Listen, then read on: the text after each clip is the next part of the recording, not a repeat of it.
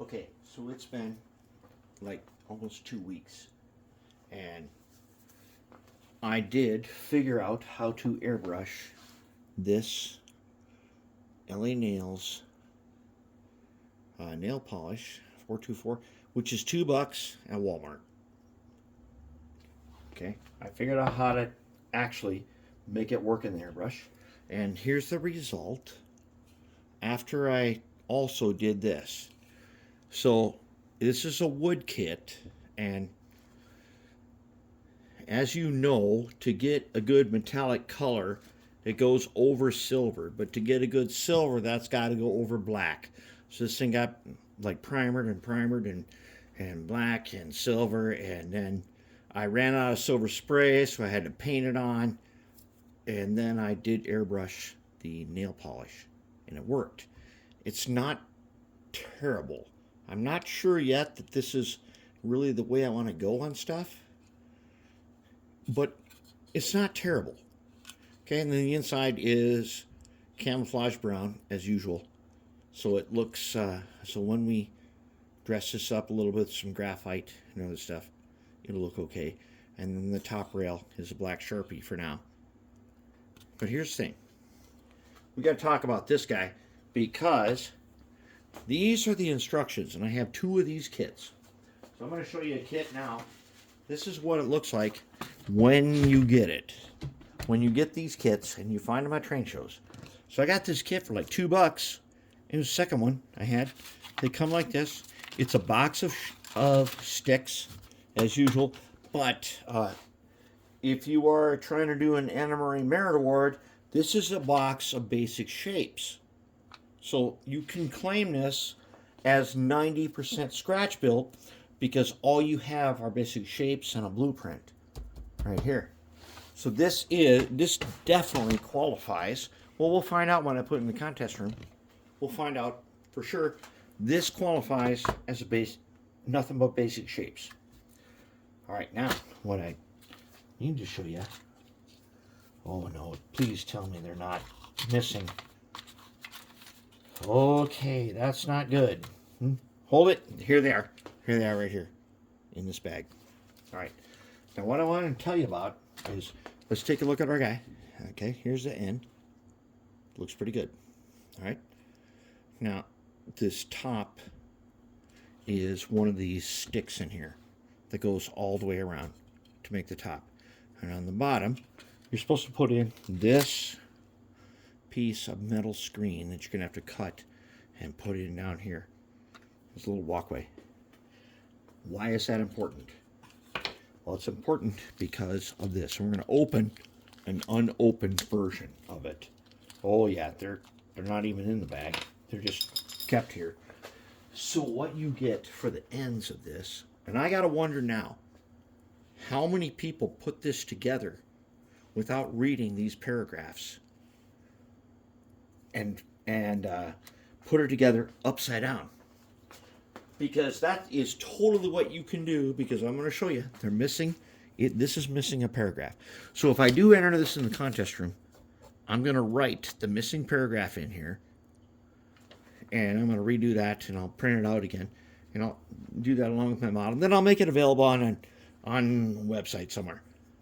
Okay, so here's what you get. These Bakelite. These are way less amber than on that guy over there. And those guys, these were totally amber. But if you can see, here's the end of a gondola. And if we look at the side, you see that extra lip right there? All right, so naturally you would think that it went this way with that lip at the top being part of the top rail. However, it ain't true. And it's a good thing that we go ahead and we read instructions, because when you get to the instructions, it says here, I'm going to show you, we love reading these instructions because, we've found some cool stuff over the years. Here it is. The top horizontal rib is pre-cut, glue in place, allowing a 1/8 inch overhang on each end. They're talking about the sides. And it says critical. Now glue the vertical braces. Then it goes through this. And it says, but nowhere does it say, now attach the ends of it. It does not say that anywhere in here. So if you were looking at this normally, you would think that that little lip right there is the top side. But if you follow the instructions down to there, you've got an overhang on the ends right here. This piece, as you can see, maybe. Okay, you see this top piece? You can just barely see that it's on there. Okay, so it overhangs, and it's 1/8 of an inch over. And what you do is you put this piece in with the lip at the bottom, you butt it, and to do this, you need to use contact cement. It doesn't say that at all, but you have to do that because we're bonding what's probably bakelite to wood. Contact cement is the only way. So you put this in. I would bet that most people put this on before they put the top rail on. They probably just went for it and put this thing in like that, which is not good because and then they were wondering, how do you put that little piece of screen on the bottom? Because you can't if you do that. This is the top side, and it butts up against that 1/8 inch of overhang so that you can get it lined up perfect. And you use contact cement to bond this to wood. You do that before you paint it. That is how you do it, and that's the paragraph that is missing right there. There should be a paragraph in here that tells you the orientation of the end pieces to bond to the sides.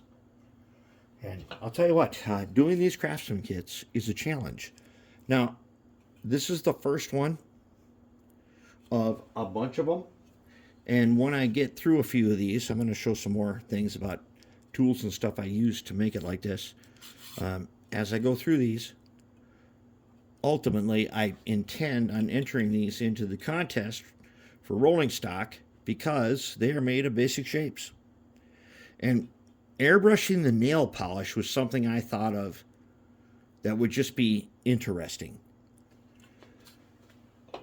Because nail polish here, it is an acetone-based paint.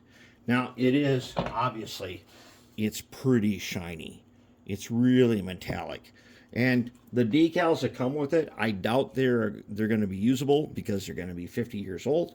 This is from 1973. As you can tell, the date is up here. This is September 1973 for that one, and the other one's the same. I'm going to find decals to put on here. And as it is right now, I think it's smooth enough where I can put decals on and then coat it again. And then we'll see what we have. But I'm going to do the second one here. Do the second one. Now here's I don't know where this fell out of one of the boxes and I ripped it and I taped it. This fell out of one of the boxes. I'm not sure that this is from this kit because it just so happens I've got other kits that are also the 65-foot undecorated gondola from other manufacturers. And people used to do this. They would get scale wood and they'd make these. And I've got some that I bought at trade shows. When they're done right, they're really quite excellent. But we need to learn this skill and do this so that we can start designing our own kits. And this is how you learn it. You know, we like to take stepping stones. This is a stepping stone. We learn how to make this. We do it again and make it right, even better than the first one. And then we can do our own. That's the goal. That's where we are. All right, so it's going to take me a while to totally figure this out and then come back with something important. And in the meantime, I am going to do, before this weekend, I got to do that guy right there. That's a Suline SD40-2 with the sound decoder where the motor controller has crapped out. Obviously, you can see it's been here before because the inside is painted that blue color. That means I've done it before. and it works just fine, but the motor controller has crapped out. Nothing can save it. Taking it out, we're putting in a regular NCE DASR decoder, and then that guy's going to be ready to roll by this weekend when it's operating session time, and we'll see if I can take a picture of it on the track, see how it goes.